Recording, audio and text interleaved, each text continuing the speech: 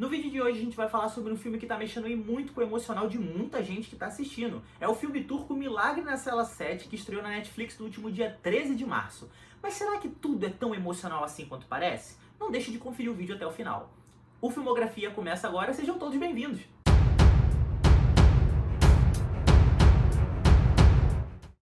Olá pessoal, eu sou o Lucas trazendo um vídeo novo pra vocês. Quando a gente fala de drama, a gente fala de um território que, embora não pareça para muita gente que não olha o cinema de uma maneira muito técnica ou de uma maneira muito crítica, é um campo minado, é como pisar em ovos. Não é fácil fazer terror, não é fácil fazer suspense, não é fácil fazer romance, mas drama decididamente não é algo fácil. Isso porque todos os elementos que estão envolvidos na concepção de um filme, no roteiro, na produção, na direção, precisam ser críveis o bastante, sólidos, para sustentar determinados recursos que podem vir a ser utilizados no filme. E é inegável que O Milagre na Cela 7 é um filme que é concebido para despertar comoção no público de uma maneira muito rápida. Apesar desse chamariz não ser algo inédito, não seja algo que, olha, nunca vi isso em nenhum filme do gênero no cinema, tem que se admitir que é algo muito convidativo.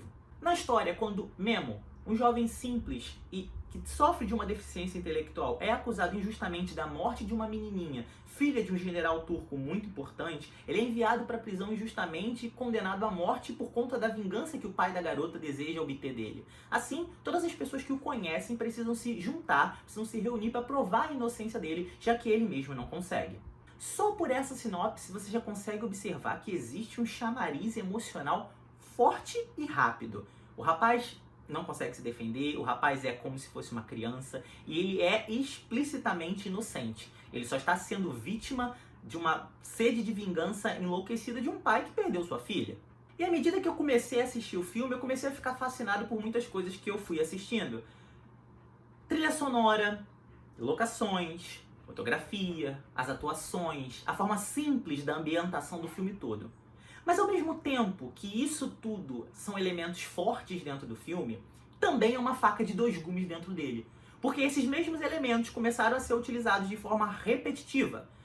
Além de que combinados a certos clichês do gênero de drama, para que me obrigassem a me sensibilizar muito rápido com a história que Memo estava vivendo. E daí eu cito a trilha sonora constantemente melancólica, para despertar uma tristeza profunda, uma tristeza que gradativamente cresce. A fotografia que oscila entre tons mais escuros, mais pastéis, brincando um pouco com luz, brincando um pouco com a escuridão. As locações que sempre, quase sempre, são retratadas num fim de tarde, invocando crepúsculos, invocando um dia que está acabando. Toda essa concepção, toda essa montagem são recursos chamados de fast traps, ou armadilhas rápidas, para despertar em você um gatilho emocional rápido. A direção não tem tempo a perder. Você precisa se sensibilizar rápido, você precisa se sensibilizar logo para comprar a ideia que o roteiro está tentando te vender. Aí você me pergunta, Lucas, é um crime usar esse tipo de clichê? É um crime usar esse tipo de elementos narrativos? De forma nenhuma. Inclusive, eles devem ser usados. Sabe por quê? Porque cinema é arte. O cinema é uma expressão de arte, é uma expressão de identificação. Ele precisa fazer essa conexão, ele precisa fazer essa ligação com o público que está assistindo, a fim de vender uma ideia, vender um produto, de conscientizar, enfim, de se expressar. A questão aqui, a minha ressalva maior em relação a esse filme é como ela é feita. Por quê? Utilizar esses recursos, mas posteriormente entregar um drama consistente, ok, show de bola. O problema é quando o roteiro faz o que faz, que é deixar em segundo plano assuntos muito interessantes e que têm uma discussão atual e que poderiam ter sido melhor desenvolvidos, em prol de a todo momento precisar sensibilizar você, a todo momento precisar que você chore, literalmente. Se o filme se preocupasse mais em responder algumas questões de roteiro para se desenvolver, ao invés de ficar constantemente apelando para o sentimentalismo, o filme seria muito melhor do que aquilo que foi entregue. É um filme bom, não estou dizendo que o filme é ruim. A minha queixa é apresentar um recurso de uma forma que fica tão barata num filme que pode ser muito melhor. Em todos os momentos nós somos induzidos a ficar com pena do Memo. As injustiças, as agressões, o próprio estado dele, a inocência dele, tudo isso é constantemente lançado na nossa frente, lançado no filme, justamente para que a história precise se mover, para que ela possa andar, para que ela saia do primeiro estado de injustiça e prossiga para onde ela quer. Todos esses elementos são constantemente repetitivos, constantemente lançados. Mas uma coisa que eu preciso dizer aqui, é algo que eu gosto muito nesse filme, são as conexões emocionais que existem entre os protagonistas, que existem entre os personagens, principalmente entre Memo e sua filha Ova. É muito bonito, a forma como o relacionamento deles é retratado é muito bonita, ela é afetivamente extremamente carinhosa, eles se gostam muito, é retratada através de abraços, de carinhos, de uma linguagem própria, de uma cumplicidade e inocência que eles constantemente dividem. E muitas vezes Ova parece mais mãe de Memo do que ele pai dela. Isso é muito legal de se assistir, é gostoso.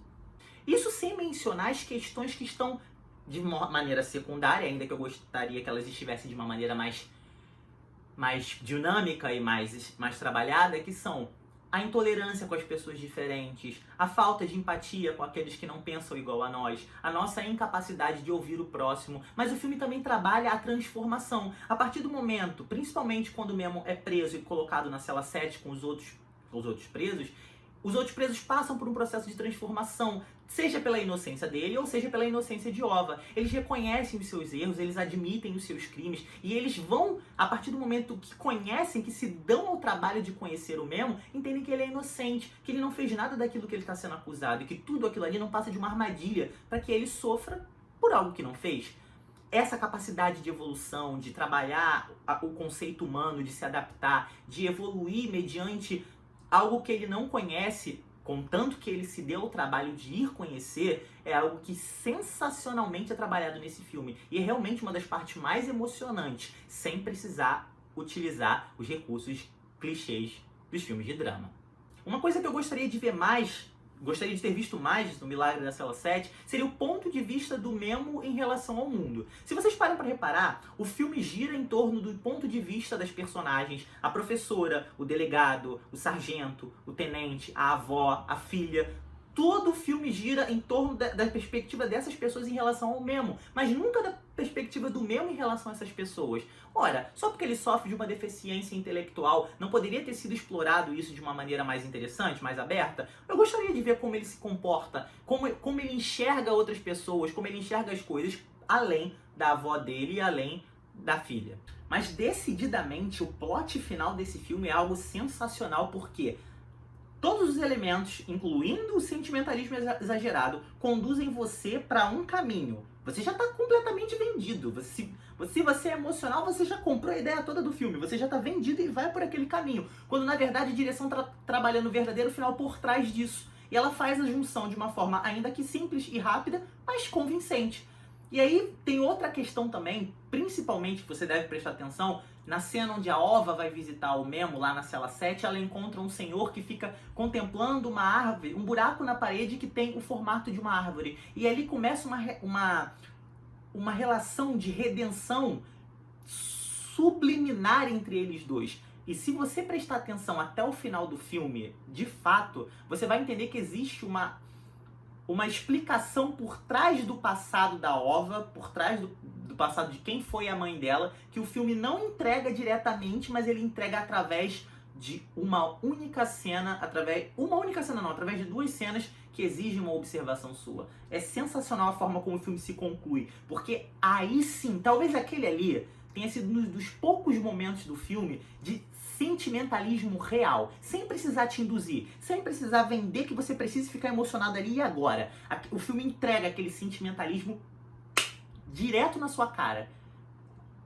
Vem de dentro, é empático, não tem como evitar não se comover com aquele vínculo, com aquela resolução, com aquela jornada de perdão. O Milagre na Cela 7 é um filme que definitivamente vai te emocionar muito. Porque a direção sabe aonde vai atingir. Ela sabe onde atingir diferentes pontos em diferentes pessoas do público que vai assistir esse filme. Eu só gostaria que o recurso dramático não fosse tão exacerbado. Não precisa-se apelar constantemente para esse tipo de recurso. Aí você fala, Lucas, mas se fosse explorar tudo que você está alegando, o filme ia virar uma série, ia levar 3 horas de duração. Gente, trabalho de roteiro, profundidade, não tem necessariamente a ver com tempo de tela. Tem filmes de 3 horas que são rasos igual um pires. Tem filmes de 1h20 que são profundos como o oceano. Tudo se deve a como a direção quer trabalhar. Tudo se deve ao elemento empático, à forma como a audiência e o filme vão se conectar. Mas isso é trabalho da produção, isso é trabalho da direção. Milagre na Cela 7 é um filme que vale realmente a sua atenção. Se você é uma pessoa extremamente emotiva, você vai chorar muito, muito, muito, muito. Mas se você é uma pessoa mais racional e colocar um pouco o seu emocional de lado e assistir o filme, você vai começar a prestar atenção em questões que estão de maneira secundária e não foram devidamente desenvolvidas, quando poderiam, até mesmo para um enriquecimento maior da obra. Você concorda comigo? Deixa nos comentários. Se você não concorda comigo, deixa nos comentários também. O seu feedback é muito importante para mim. Se você gostou do vídeo, se inscreva no canal e deixa o like. Esse foi o Filmografia. Até a próxima semana, pessoal. Um abraço.